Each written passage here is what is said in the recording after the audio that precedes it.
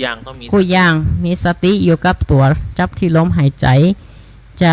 ย่างจะก้าวก็หู้ว่าจะก้าวจะจับก็หู้ว่าจับเหียงบางเตื่อเผลอเลอสติไปมันได้ใจไปแหมตีขลังจะปดหม้อแกงลืมมันห้อนอย่าโอ้บะลงคงข้างอันตรายมันจะเกิดขึ้นนะเนาะเขาก็ต้องระมัดระวังใจสติใจสติเขาเอาสติเป็นเครื่องตื่นอยู่ในโลกตื่นอยู่ในโลกจะใดบุคคลใดตื่นในที่นี้ตื่นรู้เท่าทานตื่นทันอารมณ์ตื่นทันตื่นทันกรรมตื่นทันธรรมตื่นรับรู้ความเป็นจริงนี่เรียกว่าเป็นผู้ตื่นอยู่ไม่ใช่เป็นผู้รับหรือไสยะถ้าไสยะนี่แปลว่ารับอยู่นอนอยู่ไม่ใช่สติไสยะคือยังคำว่าไสยศาสตร์ศาสตร์แปลว่าความหูตีมืดมิดความหูตีเป็นการเพื่อเป็นไปทั้งขวางต่างจากพุทธะคือรู้ตื่นเบิกบานเอาพุทธะคำว่าพุทธะเนี่ยมีความหมายที่ลึกซึ้งญาติโยมยังเขาอาจจะนอนเขาก็ภาวนาเพื่อได้สติเพราะว่าคนใดมีสติแน่นแฟ้นเนี่ยนะสติลึกเนี่ยนะแม้จะรับจะนอนก็ว่าสามารถรู้ว่าลมหายใจขณะนั้นเข้าหรือออกได้อีกว่ะเขาก็จ้าเอาสติตีลมหายใจเขาใครนอนบัลลับเนี่ยคนเฒ่าคนแก่เขาบางเดือมันนอนบัลลับเขาก็นาบลมหายใจหั่นเอาสติลมหายใจไปจับหั่นถ้าได้ยินก็ว่าได้ยินต้องไปปรุงแต่งเอาดึงจิตเข้ามาเห็นไหมกับอยู่กับลมหายใจเขาเรียกว่าอานาปานสติต้องปองต้องแบบต้องปองของหูว่ายุบหนอปองหนอก็ได้ตามบริบทตามจริตของไผ่ของมันตีเปิงกับอย่างใดเนาะจะนอนในท่าไหนจะทุอย่างใดการนอนกันอย่างตื่นมามันก็จะได้สดชื่นก็ได้แช่มชื่นฝึกเอาลมหายใจเพราะลมหายใจเนี่ยวิธีการทำสมาธิหรือการฝึกอานาปานสติอันดับสำคัญก็คือเฮาต้องพร้อมใจเฮาต้องน้อมไปเพื่อ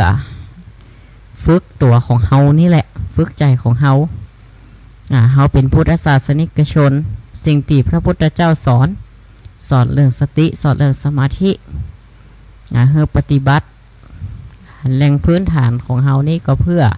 สมถกรรมฐานเป็นอุบายสงบจิตสงบใจถ้าวิปัสสนาเป็นไปเพื่อให้เกิดดวงปัญญา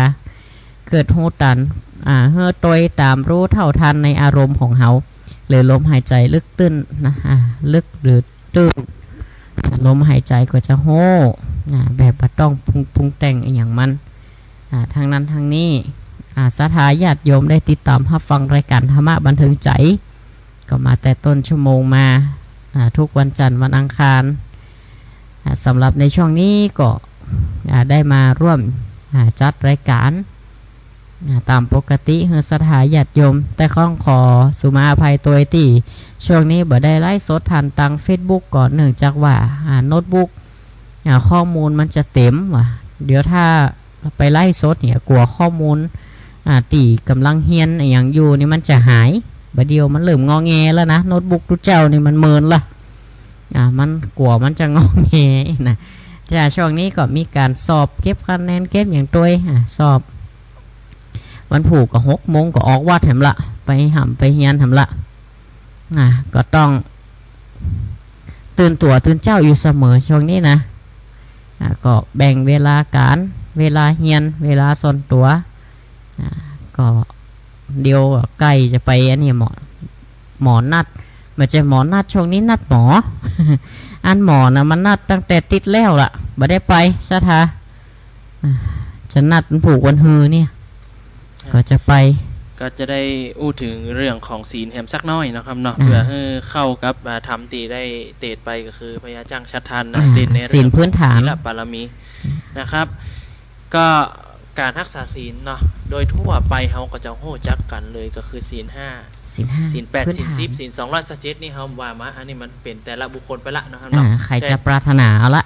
ช่วงเข้าวาสาก็ได้โดยพื้นฐานแล้วพระพุทธเจ้าสอนให้หมู่เฮาพุทธศาสนิกชนพุทธบริษัท4รักษาศีล 5ให้บริสุทธิ์ นะครับศีล5ประกอบไปด้วยอย่างของปะอากามุสุข้อที่1ก็คือปานาติบาตเนาะอย่าได้ฆ่าสัตว์ตัดชีวิตข้อ2แล้วครับอาจารย์ครับอทินนาทินนาครับก็หมายถึงว่าบาถือเอาสิ่งที่เจ้าของบ่ฮื้อเป็นของตัวเก่าครับมาโลภเอาของรัฐของหลวงของวัดของวามันเป็นของตัวนะครับบาลักขโมยนะบาทูตเป็นเจ้าหน้าที่เป็นพนักงานเป็นฝ่ายปกครองฝ่ายบริหารก็บดีไปช่อราชบังหลวงเจ้าคดโกงคอร์รัปชัน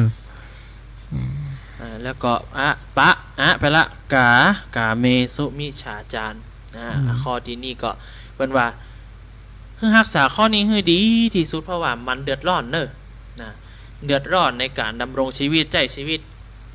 พิษลูกพิษเมียข้อกานี่กะกาตั้งใครไปว่ากาลงเนาะกาลงลายนารีไพ่ประจายเดือดร้อนลูกพิษเมียมันตึงมาดีอย่างไรมันก็ตึงมาดีนะครับเนาะตระหนักโห่นะครับยึดมั่นถือมั่นในศีล5ข้อนี้ล่ะต่อไปปะอากามุสาวาทาเวรมณีมุสาคือการพูดเท็จเพ้อเจ้อส่อเสียดพูดจริงบัดนี้เล่าขวัญคนนั่นคนนี่คือเสียหายนะครับเนาะก็คือยึดมั่นคือตระหนักเห็นว่าพระพุทธเจ้าสอนไว้ว่ามันบดีไปอู้นะเขาจะว่าเขาบดีกระจังหัวเขาอันนี้คำสอนว่าครูหลวงปู่คุณนะครับปริสุทธโธวัดบ้านไร่เปิ้นว่าเขาจะว่าเฮาบดีกระจังหัวเขาถ้าไปสนถ้าเฮาเกิดว่าตัวเฮาทำดีอยู่แล้วเขาจะว่าเฮาดีเฮาก็ว่าถ้าไปดีใจตื้นตันใจคือเฮาอยู่กับปกติคือดีที่สุดทำปัจจุบันให้ดีที่สุดทำตัวดีไปเรื่อยๆนี่คือคำสอนของหลวงพ่อคูณปริสุทธโธนะครับเนาะข้อต่อไปก็คือข้อสุดท้ายอันนี้ก็ถือว่าเป็นข้อสังคมเหมือนกันสุราเมรยะมัชฌปมาก็เปิ้นบ่เฮ้อบ่มาจะว่าเฮ้องดห้ามเลยแหมใจนะครับก็หมกพอดีกินได้หรือว่าจะลดละเลิกเลยก็ยิ่งดีครับเพราะเป็นเหตุบั่นทอนสติและปัญญาอย่างสุขภาพบ่ดีตุยคำว่าเสื่อมสุขภาพเสื่อม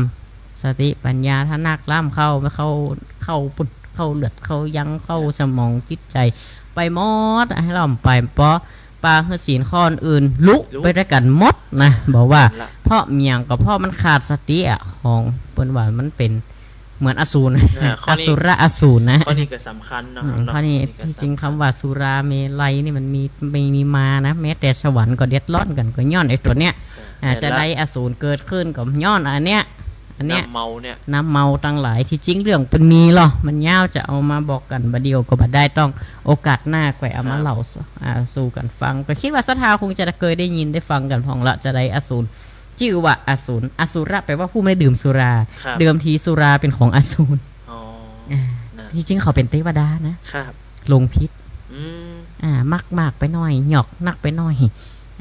อันกำแรกเป็นเนี้ยกินหมอกเมื่อเหล่าลงคอนะกะครับกินแล้วชุ่มใจแก้วต่อไปเนี่ยโดนหลากจงลงสวรรค์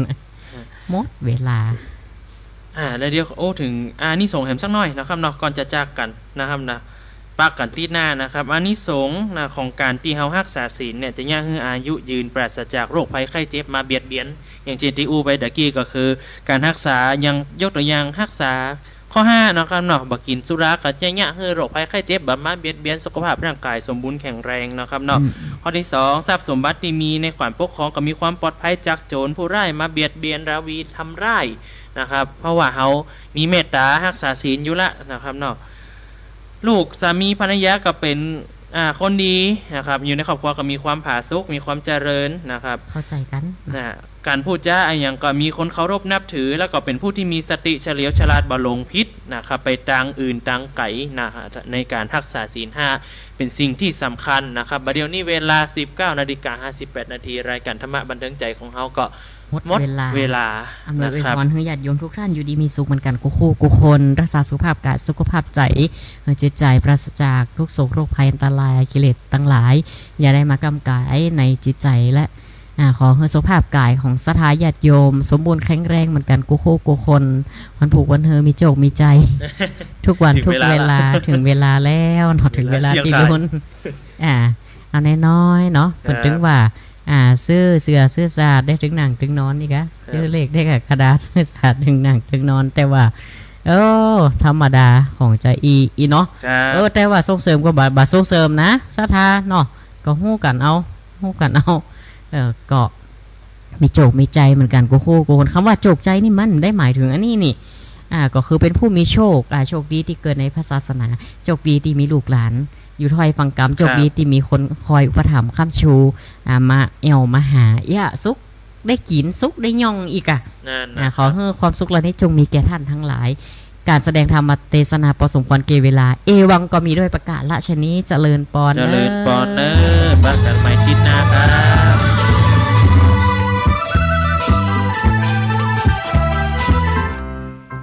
น้องๆหน้าหนาวนี้ไปแอวเหนือเฮาพักที่นี่บ่